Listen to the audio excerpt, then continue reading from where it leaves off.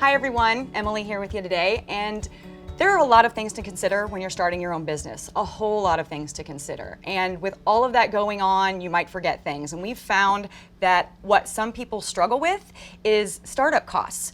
You know that you're going to have to pay something, but there are a lot of hidden fees out there. There are a lot of costs that maybe you just didn't think about or that you estimated incorrectly. And the best way to overcome that is to talk to an expert. And we have Nancy with us today. Hi. Welcome, Nancy.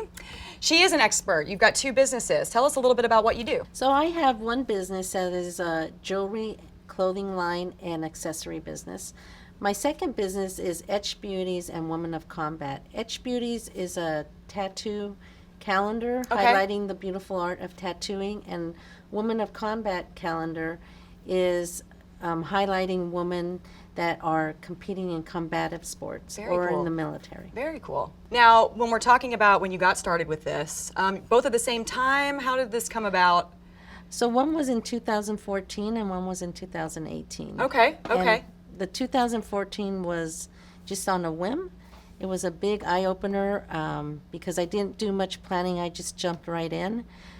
And this is the jewelry and the clothing and clothing line. And it was just because people were buying my bracelets, and then I thought, I'm going to start a business. But I didn't take into account everything involved, all the costs involved. Okay.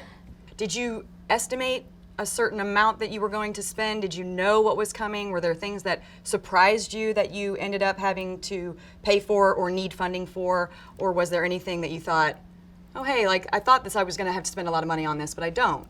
I didn't really estimate anything. So I just jumped in, started going, and then costs started coming. So then I thought, okay, I need to get a spreadsheet and itemize everything, figure out what is everything I'll need to cost from marketing all the way down. So I took it from my business background when I was working and started using a lot of those techniques to actually write everything down and come up with a business plan. I was just going to ask about that too. Like, so you, not right away, you didn't have a business plan, it sounds like. No, for 6 months. Okay, but you eventually did. How did that help you?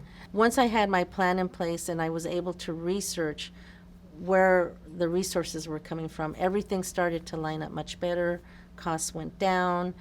When you came to the second business, what did you then sort of apply from those first learnings second? And when it came to startup costs specifically, what were some specific startup costs that you had to deal with? And what would you recommend? Like, what are the top 3 costs you think people should consider when they're starting their own business? So the first one I did was legal costs. That includes licenses and contracts, lawyers. Mm-hmm. So I made one bucket for that and estimated that by calling some lawyers, meeting with them and asking them what would be the cost to get trademarks, create contracts, and help me manage the business. The second thing is, and included in that, I also put an accountant, because I realized there's a lot of work involved with me doing it on my own, and it's much easier if I have an accountant giving me guidance. The second thing that I created was wholesalers, like everyone that's going to be a supplier to my business, and including equipment. Okay. So I made a bucket there, and I listed everything out that I would need to make this business run, from printers to shipping supplies to display supplies, all of that material. Okay. And then the last thing was anything that had to do with marketing or online.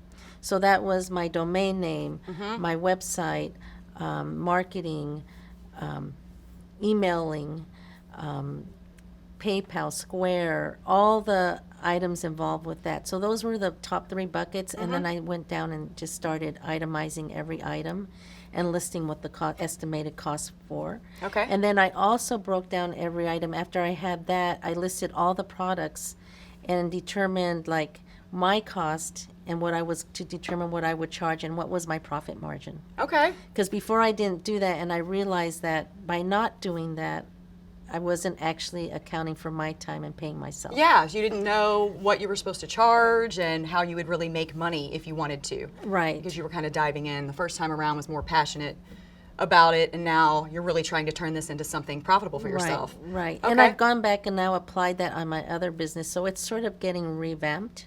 Okay. Like I'm changing my prices, I'm changing how everything is done, getting more structured. Nice. Lessons learned. Lessons learned. Fantastic. We've been talking a lot about character traits, personality traits that are common among successful entrepreneurs, right? Lots of people want to do it, but what separates the people who kind of maybe just do a side hustle and never really gets off the ground, and someone like you who's not only launched 1 but 2 businesses? What do you think is it about your personality specifically that helped you get this far? One thing is being passionate about what you're doing and really believing that what you're doing is something that is going to help people, or even if it just helps them feel good by wearing the jewelry. The second one is that you have to be fully vested. You have to put all your time into it. You can't just do it halfway. Yeah. And I think the third thing is just have fun doing it. You have to really enjoy every day that you're doing it. Otherwise, you'll give up after a while. All right. And be persistent. No matter what people say, no, or it's too complicated, Yeah. just go for it. Yeah, be passionate about it. Keep that Yeah, passion passion. in there. Yeah, absolutely. All right, final question today.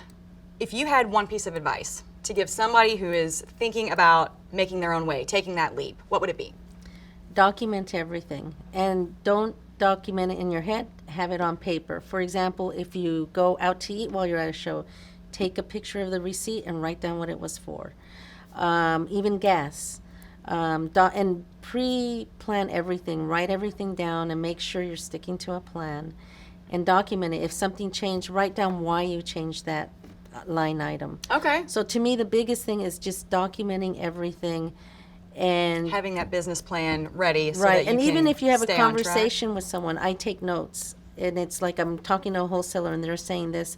I take notes and I email them, say, per our conversation, this is what we agreed on. I love it. So I'm just saying, just make sure everything's in writing or in email or in text. Awesome.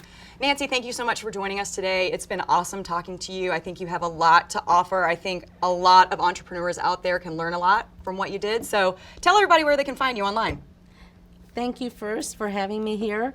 You can find me online at asilindesa.com or at nantibjiwear.com. And that name, the second one, is because I didn't plan in the first business. And I just came up with that name. It's better to take the time to get a good business name. You heard it here first, guys. Thanks so much for joining us. Thank you.